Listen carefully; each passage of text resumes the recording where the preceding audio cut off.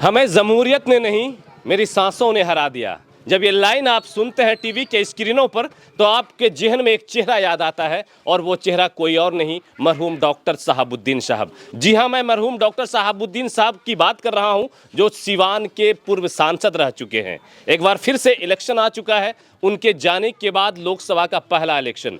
जब आप सीवान के गलियों में घूमिएगा, जब आप सीवान के चौक चौराहे पर आकर रुकिएगा तो आपको ऐसे ढेरों हजारों की तादाद में पोस्टर लिखे हुए मिल जाएंगे, जिस पर लिखा होगा जात पात के झांसे में नहीं आएंगे, हिना साहब को जिताएंगे। और एक सबसे सुंदर सी बात, इस गांव का नाम है हबीब नगर, एक उर्दू लफ्ज से बना हुआ ये हबीब नगर। सामने ये आप देख सकते हैं एक इमामबाड़ा, जहां पर मुहर्रम में निशान खड़ी होती है। जब आप ये जानिएगा कि यहां पर मुस्लिमों की आबादी कितनी है तो आप दांतों तले उंगलियां दबाने पे मजबूर हो जाएंगे। सिर्फ एक घर, इस एक घर के लिए एक इमामबाड़ा बनाया गया है। क्या खूबसूरत हिंदुस्तान की तस्वीर है ये, बिल्कुल इतना गजब की तस्वीर कि देखते ही बनती है। यहाँ पर कुछ लोग मौजूद हैं, कुछ वरिष्ठ लोग गांव के मौजूद हैं। इन लोगों से मिलकर समझेंगे सीवान की राजनीति को, इन लोगों से मिलकर समझेंगे सीवान के मुद्दे को, इन लोगों से मिलकर समझेंगे कि पिछले 15 साल में जब शहाबुद्दीन साहब सांसद पद से मतलब के सांसद वो हार नहीं बने, उसके बाद से 15 साल में क्या कुछ हुआ।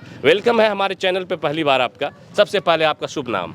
मेरा नाम हुआ शैलेश कुमार सिंह। मैं नेता प्रतिपक्ष ग्राम पंचायत राज हबीब नगर का रहने वाला हूं।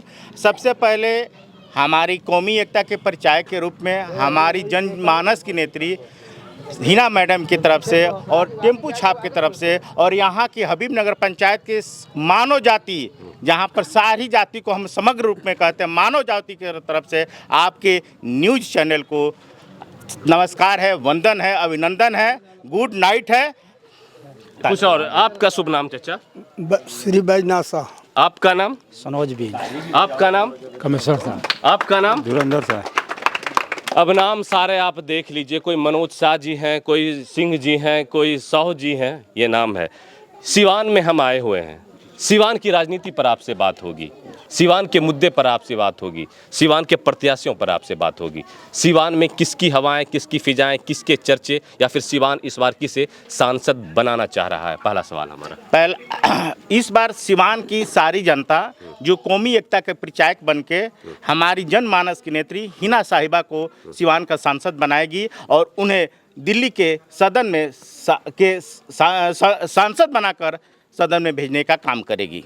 सीवान का मुद्दा क्या है पिछले 15 साल और इस बार? पिछले 15 साल में लोग ऐसा कहते हुए नजर आ रहे हैं, अलग अलग जगह हमारी टीम जा रही है कि पिछले 15 साल में सीवान को नज़रअंदाज किया है यहाँ के सांसदों ने, यहाँ के नेताओं ने। इस बार क्या मुद्दा है? इस बार मुद्दा यही है कि हम लोग कौमी एकता के प्रचारक के रूप में हिना मैडम को एक बार सांसद बनाकर भेजे और जो पूर्ववर्ती हमारे डॉक्टर मोहम्मद शहाबुद्दीन साहब थे, उन्हीं के जो विकास का दौर था वो रुक गया है 15 साल के। उनके पूर्ववर्ती शासकों के द्वारा केवल जाति के नाम पर वोट लिया गया, पार्टी के नाम पर वोट लिया गया और क्या सिंबल के नाम पर वोट लिया गया। लेकिन 15 साल के बाद हमारे पंचायत में, इवन सीवान जिला के अंदर कोई भी अच्छा काम नहीं किया, विकास का कोई भी काम नहीं किया गया। 15 साल केवल जनता को जात पात में लाकर ठगने का काम किया गया। और जो भी नेता बने वो अपने हित को ध्यान में रखते हुए जनता के जो भी पैसे आते थे वो उसका कहीं ना कहीं सही रूप में उपयोग नहीं किया।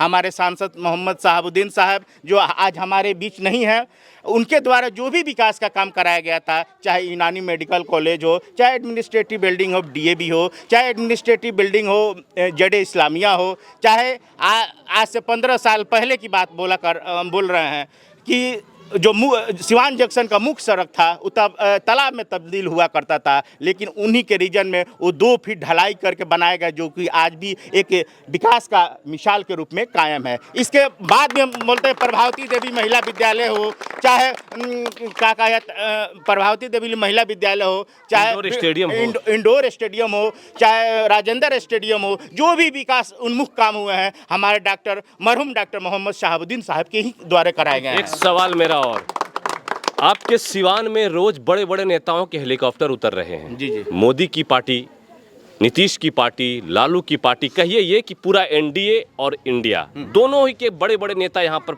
एकदम तूफानी दौरा जो होता है नेताओं का वो कर रहे हैं। और एक तरफ हिना साहब, जिस तरीके से आप लोग बोल रहे हैं, हिना साहब के सपोर्ट में है।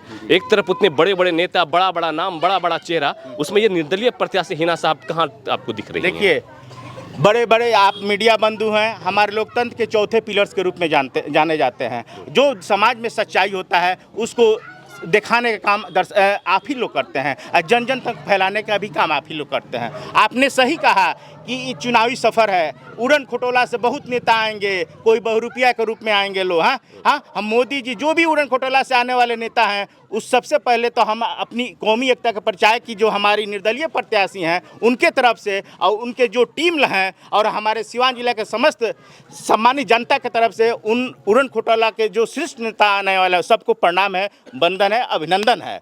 लेकिन मैं यह कहना चाहता हूँ, उन लोग उपान साल में दिखाई देते हैं लोग, जो भादो में बेंग होलन सोन वही तीन नेता लोग दिखाई देला लो। हाँ, 5 साल पाए लो जनता के कहे लो कि ई करम ऊ करम, लेकिन कबो जनता के विकास ना होला। तो हम लोग इस बार मौन बना चुके हैं। मोदी जी आएंगे, योगी जी आएंगे, सबका हमारे सरजमी पर, देश रत्न डॉक्टर राजेंद्र प्रसाद की सरजमी पर स्वागत है, अभिनंदन है, वंदन है। और हमारी टीम और हमारी हिना मैडम की तरफ से सबका स्वागत है। लेकिन इस बार यहाँ की जनता कोई उड़न खटोला से आने वाले नेताओं पर विश्वास नहीं करेंगी, क्योंकि उनके द्वारा कहने पर हम लोग 15 साल से ठगे जा रहे हैं। कभी निर्दलीय प्रत्याशी के रूप में ओम प्रकाश जी आए हैं, उन्होंने भी कहीं इस पंचायत में विकास नहीं कराया। चाहे सिवान के जिला में जो भी फंड आया, कहाँ विकास करा हमको दिखाई नहीं देता। आप बोल रहे हैं कि उड़न खटोला से आने वाले, हमारे शहाबुद्दीन साहब जनता के लिए अपना सारा लैंड, जो उनके एमपी लैंड से पैसा खर्चा होता था, जिसका हिसाब मैंने जो भी पूर्ववर्ती में उनके द्वारा कराया गया विकास करूँगा, उसका रेनोवेशन का काम भी नहीं कराया, उसका पेंट का भी काम नहीं कराया। ये बताइए, जनता हम लोग को, जनता कहती है कि हम जनता के विकास के लिए जीतते हैं, कि क्या उन लोगों का उत्तरदायित्व तो नहीं है कि 15 साल में उनके द्वारा जो कार्य कराया गया था उसका रंगाई पुताई भी कराया जाए। मान लीजिए कि हमारे फादर हैं, हमारे फादर हमको घर दे के जाते हैं, तो उसके बाद वो हम लोग रहते, तो हमारा भी तो दायित्व तो बनता है कि घर का पुताई करे, उसको मेंटेनेंस काम करे। तो पैसा आता है तो अपने 10-10 अपना एरिया में बांट देते हैं लोग। लेकिन उन लोग को समझना चाहिए कि यहाँ की 18 लाख जनता उनको वोट देकर उस पद पर बनाई है जो दिल्ली में भेजती है। लेकिन उन लोग किसी का ध्यान नहीं देते हैं, वो लोग किसी पर ध्यान नहीं देते हैं। सवाल मेरा और, देश में जात पात की राजनीति हावी है। जी, हर कोई नेता आएंगे तो मंदिर मस्जिद हिंदू मुसलमान की बात करते हैं, यहाँ तक कि मोदी जी भी कर रहे हैं। जी। फिर सिवान में ऐसा क्यों है कि सिवान में जात पात मुद्दा नहीं रह गया? सिंह जी भी हिना साहब के साथ हैं, साहू जी भी हिना साहब के साथ हैं, पांडे जी भी हिना साहब के साथ हैं, और भी लोग हिना साहब के साथ हैं। ऐसा क्यों? इसके देखिए, जात पात आप लोग जानते हैं, भाई मीडिया बंधु बार बार हम ये बात कहते हैं कि आप जैसे हमारे लोकतंत्र में 4 पिलर होते हैं और चौथा पिलर आप लोग हैं। आप लोग समाज में जो समाज का जो विकास का उसको आप लोग दर्शाने का काम कीजिए। ये लोग आते हैं, लोग जात के नाम पर वोट लेकर चले जाते हैं। कोरोना काल जैसा हुआ, कोई उड़न खटोला से नेता लोग नहीं आए कि जनता का हाल पूछना, आप जी रहे हैं कि मर रहे हैं कि क्या कर रहे हैं। केवल राजनीति करने आते हैं लोग। तो और उनके कहने पर हम लोग इस बार कौमी एकता के प्रचार के रूप में समुचित मानव जाति, जिसमें सभी जाते हैं, हम लोग मानव जाति का बात करते हैं, जात पात का बात नहीं करते हैं कि जात पात जो भी करेगा वो जनता को दिग्भ्रमित कर देगा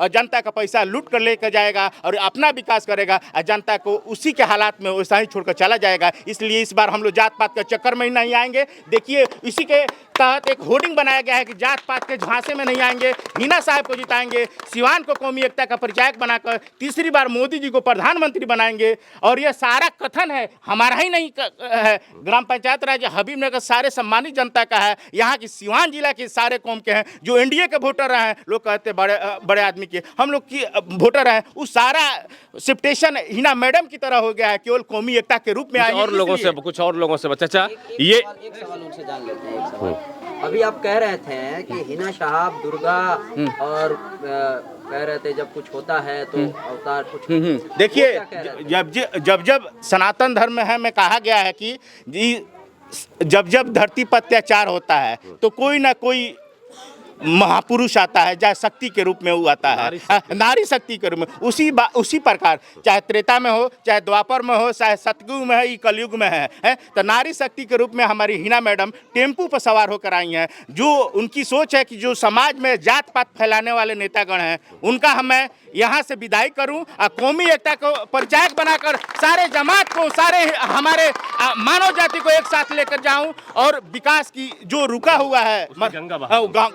अच्छा, ये हिना साहब के समर्थन में आप किसके सपोर्ट कर रहे हैं? हम हमेशा हिना साहब के समर्थन में रहे क्या हैं। नाम है आपका? शिवजी पंडित। आप किसके समर्थन में हैं? अब हिना मैडम। आपका नाम?